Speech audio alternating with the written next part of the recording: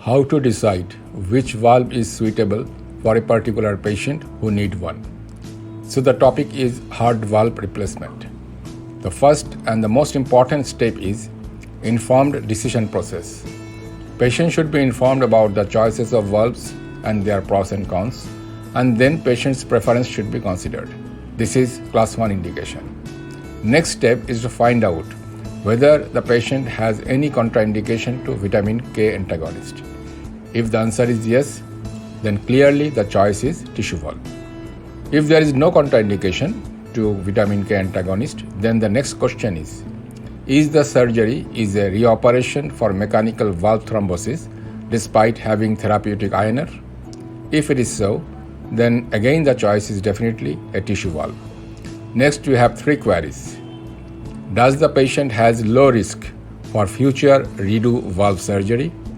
Is the patient a woman contemplating pregnancy, or does the patient's life expectancy is less than valve's durability?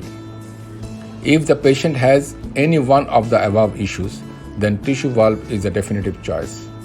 Now what if patient has none of the above mentioned conditions? Then there are 3 different choices according to the age of the patient. If the patient age is below 60 years, then metallic valve is preferred over tissue valve. If the age is between 60 to 70 years, then both tissue valve and mechanical valve is equally indicated for the patient.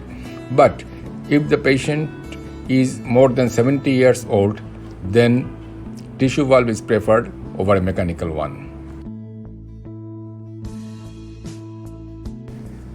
There are 3 more points which need to be mentioned. In younger patients below the age of 45 years, the Ross procedure can be performed in a reference center.